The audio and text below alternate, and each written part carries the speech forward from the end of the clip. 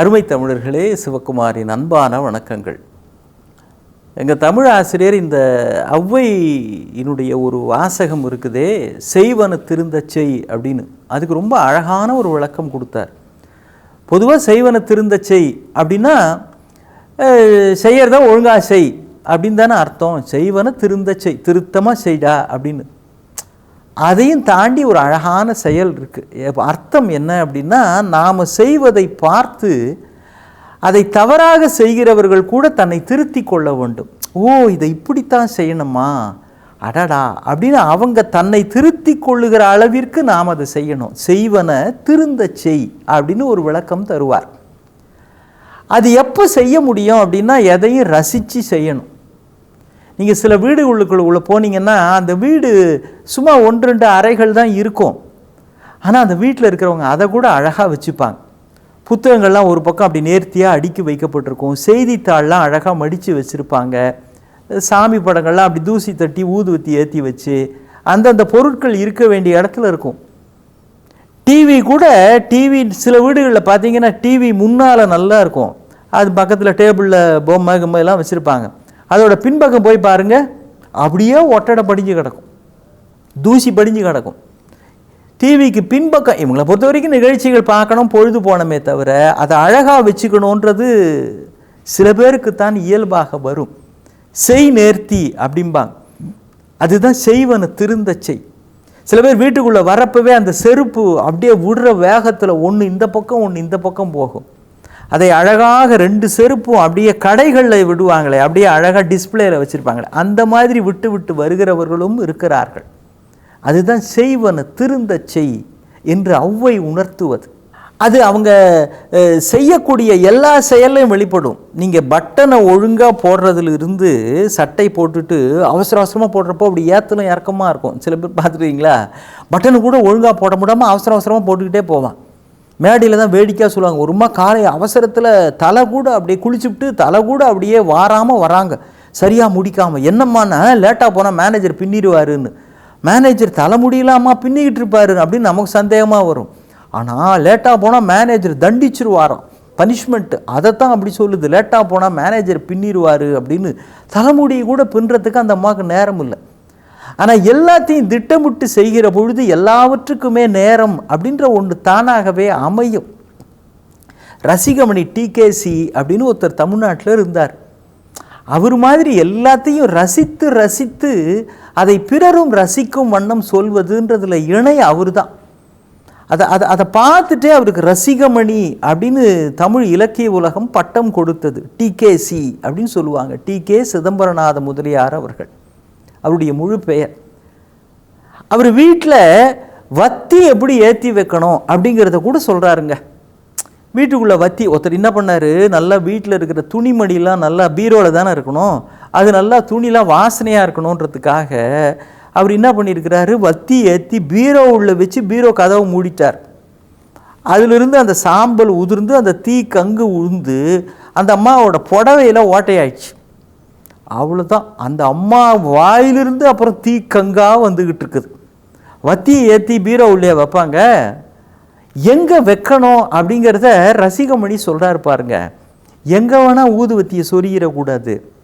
வீட்டுக்குள்ளே காற்று ஒரு ஜன்னலிருந்து வருது இல்லையா, எந்த பக்கத்திலிருந்து காற்று வருதோ அதுக்கு எதிர் திசையில் வைக்கணும் அப்படிங்கிறார். ஏன், அப்போ தான் காற்று அப்படியே வரப்போ அந்த மனமும் சேர்ந்து வரும். ஊதுவத்திய காற்று வீட்டுக்குள்ளே வருகின்ற பகுதியிலே வைத்தால் அது வருகிற பொழுது வீடு முழுவதும் காற்று பரவுவது மாதிரி அந்த மனமும் பரவும். அப்படி ரசித்து ரசித்து எந்த பகுதியில் எதை வச்சா அந்த காரியம் சிறக்கும். எதை செய்தாலும் அதை ரசித்து ரசனையோடு செய்கிற பொழுது அந்த காரியம் இன்னும் சிறக்கிறது. தமிழில் ஒரு அழகான பழமொழி பாருங்க, குழந்தையும் தெய்வமும் கொண்டாடுற இடத்துல அப்படிம்பாங்க. என்னது குழந்தையும் தெய்வமும் கொண்டாடுற இடத்துல? நீங்கள் குழந்தைங்களை எடுத்து ஆசை தீர அதை கொஞ்சறப்போ அடுத்த தடவை உங்கள் வீட்டுக்கு வந்தால் அது உங்கள்கிட்ட தேடி வரும். வீட்டுக்குள்ளே ஒரு குழந்தை ஒன்று வருது, அப்பா அம்மா குழந்தை புதுசாக அவங்களுக்கு பிறந்திருக்குது, குழந்தைய கொண்டு வந்தாங்க அப்படின்னா, அப்படியாடா ராஜா எப்படிடா இருக்கா அப்படின்னு விட்டுட்டு நம்ம பாட்டுக்கு டிவி பார்த்துக்கிட்டு இருந்தா அந்த குழந்தை மனசில் நமக்கு இடம் கிடைக்காது. சமத்துக்குட்டி வந்திருக்கே, உன் பேர் என்ன, ஹை இது என்ன தலையில் வச்சுருக்கிறீங்க, ஹேர் ஸ்டைல் சூப்பராக இருக்கே, ட்ரெஸ்ஸு சூப்பராக இருக்கே, உன் காலில் போட்டிருக்க செப்பல் அப்படி நடக்கிறப்போ பீம் பீம்னு சவுண்டு வருது, அழகாக இருக்குல்ல, பூனைக்குட்டி கத்துறா மாதிரி இருக்குல்ல, குட்டி பாப்பா எவ்வளோ நல்லா இருக்குது. இது மாதிரி குழந்தைய கொண்டாடினீங்க அப்படின்னு வைங்களேன், அதை பாராட்டுறீங்கன்னு வச்சிங்களேன், அது மனசு முழுக்க நீங்கள் தான் நிறைவீங்க. கடவுளுக்கே இதுதான் டெக்னிக் அப்படின்னு தமிழை சொல்லி கொடுக்குறான். கடவுளும் அப்படித்தான்.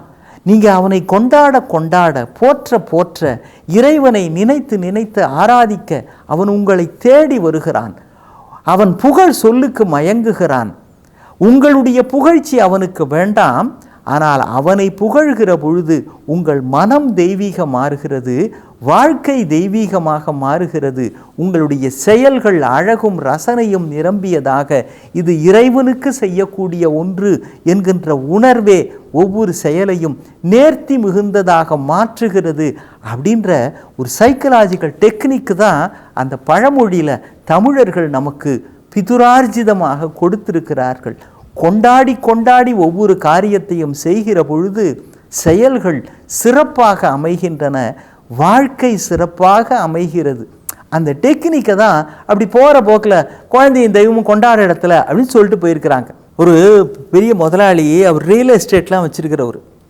அவர்கிட்ட ரொம்ப நாளாக ஒரு மேஸ்திரி ஒருத்தர் வேலை செய்கிறார். அந்த மேஸ்திரி ஒருத்தர், சரி போதுங்க ஐயா, எனக்கு வயசாகிடுச்சு, வேண்டிய அளவுக்கு சம்பாதிச்சிட்டேன், முடியலைங்க ஐயா, என்னை நல்லா பார்த்துக்கிட்டீங்க, சின்ன பையனாக இருந்தப்போ உங்கள்கிட்ட வந்து சேர்ந்தங்க, போதுன்னு வீட்டில் சொல்கிறாங்க, நமக்கும் முடியலைங்க அப்படின்னு அவர் ஒரு நாள் வந்து சொல்கிறார். அந்த முதலாளி, அப்படியாப்பா, சரி நான் உனக்கு செட்டில்மெண்ட் பண்ணிடுறேன், நீ நாளைக்கு வந்து நம்மளை பார் அப்படிங்கிறார். சரிங்க நாளைக்கு வரேங்க, ரொம்ப நன்றிங்க அப்படின்ட்டு இந்த இவர் போயிடுறார். அந்த மேஸ்திரி அவங்க போன பிறகு அந்த வீட்டை மாட்ட தகவல் சொல்கிறார். நம்மகிட்ட ரொம்ப வருஷமாக இருந்தவர், போதும் பணியாற்றினது போதும்னு நினைக்கிறாரு, அதான் செட்டில்மெண்ட்டுக்கு நாளைக்கு வர சொல்லியிருக்கிறேன் அப்படின்றார். அப்போ அந்த அம்மா ஒரு விஷயம் சொல்கிறாங்க அவர்கிட்டக்க. அதை கேட்டு, அடடே இது ரொம்ப நல்லா இருக்குது, பிரமாதமாக இருக்குது, இப்படியே செஞ்சிடலாம் அப்படின்னு அவர் முடிவு பண்ணிவிட்டு மறுநாள் அந்த மேஸ்திரி வர்றார். அவர் வரப்போ, கந்தசாமி, அவர் பேர் கந்தசாமின்னு பேர், நம்மகிட்ட ரொம்ப வருஷமாக இருந்திருக்கிறீங்க, ஒரு ஆர்டர் ஒன்று வந்திருக்குது, ஒரு வீடு ஒன்று கட்டித்தரணுமா, எவ்வளோ ஆனாலும் பரவாயில்ல, அதை வந்து செஞ்சு கொடுத்துருங்கன்னு கேட்டிருக்கிறாங்க. நமக்காக கடைசியாக அதை கொஞ்சம் நீங்களே முன்னே இருந்து முடித்து கொடுத்துட்டு போனீங்கன்னா நல்லாயிருக்கும்னு நான் யோசிக்கிறேன். உங்களுக்கு என்ன வேணுமோ கேளுங்க, அது எல்லாத்தையும் நம்ம ஆளுங்க சப்ளை பண்ணிடுவாங்க, கொஞ்சம் நீங்கள் முன்னே இருந்து அதை முடிச்சு கொடுத்துருங்களேன் அப்படின்றார்.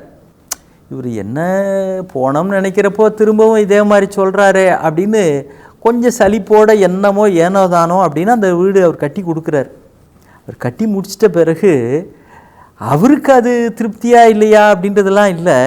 இந்த முதலாளி விட்டு அம்மா அங்கேருந்து வராங்க. கந்தசாமி, வீடு கட்டிட்டீங்க, நீங்கள் நம்மக்கிட்ட இருந்து பல வருஷங்கள் இருந்திருக்கிறீங்க, நீங்கள் விடை பெறலாம்னு சொல்லிட்டு தான் ஐயா சொன்னாங்க. நான் தான் சொன்னேன், இவ்வளோ வருஷம் இருந்திருக்கிறாருங்க, என்ன வெறுமனே செட்டில்மெண்ட்டுன்னு கையில் காசு கொடுத்து அனுப்புகிறீங்களே, கட்டடம் கட்டுறவருக்கு அவருக்குன்னு சொந்தமாக ஒரு வீடு ஒன்று கட்டி கொடுத்துட்டீங்க அப்படின்னா அவர் பாவம் வயசான காலத்தில் அங்கே நிம்மதியாக இருப்பார் இல்லையா, சொந்த வீடு கூட அவருக்குன்னு கட்டிக்கிட்டாரா இல்லையா தெரில, நம்மக்கிட்ட இவ்வளோ வருஷம் இருந்ததுக்கு அவருக்கு ஒரு வீடு ஒன்று கட்டி கொடுத்துடலாமே அப்படின்னு நான் தான் சொன்னேன். அதனால தான் ஐயா அந்த வீடு கட்டுற வேலையும் உங்கள்கிட்டயே ஒப்படைச்சாரு அப்படின்னு அந்த அம்மா சொன்ன உடனே இந்த கந்தசாமிக்கு அப்படியே திக்குன்னு ஆயிடுச்சு. அடாடா, நமக்காகத்தான் இந்த வீடை கட்டுறதுக்கு ஐயா சொன்னாரா, இப்படின்னு தெரிஞ்சால் எவ்வளோ செலவானாலும் பரவாயில்லன்னு சொல்கிறாரே, அடாடா இப்படின்னு தெரிஞ்சால் பிரமாதமாக வீடு கட்டியிருக்கலாமே, எங்கெங்கே எதை எதை வைக்கணுமோ அதை நேர்த்தியாக சிறப்பாக செஞ்சுருக்கலாமே, நம்ம ஏதோ போகிற நேரத்தில் இது மாதிரி ஐயா சொல்கிறாருன்றதுக்காக ஏனோ தானோன்னு செஞ்சிட்டோம், இது நமக்காகவே அம்மா முன்னே இருந்து இந்த வீட்டை நமக்கு தான் தரணும்னு சொல்லியிருக்கிறாங்க, இது முன்னாடி தெரியாமல் போயிடுச்சே அப்படின்னு அவர் சங்கடப்பட்டுக்கிட்டே சாவியை கையில் வாங்கினாருன்னு அந்த கதை முடியுது. எந்த ஒரு காரியமும் பொறுப்போடும் அக்கறையோடும் கொண்டாடி கொண்டாடி செய்கிற பொழுது அது நமக்கே உரியதாக மாறுகிறது. அந்த வீடு செய்நேர்த்தியோடு செய்யப்படுவது மாதிரியே வாழ்க்கையும் செய்நுயர்த்தியோடு செய்யப்படுகிறது. பிரமாதமாக வீடு கட்டுவதாக இருந்தாலும் சரி, பாய் போட்டு படுப்பதாக இருந்தாலும் சரி, செய்கிற விதத்தை ரசித்து செய்யுங்கள். தூக்கமும் நிம்மதியாக வரும், வாழ்வும் நிம்மதியாக அமையும். மீண்டும் சந்திப்போம். வணக்கம்.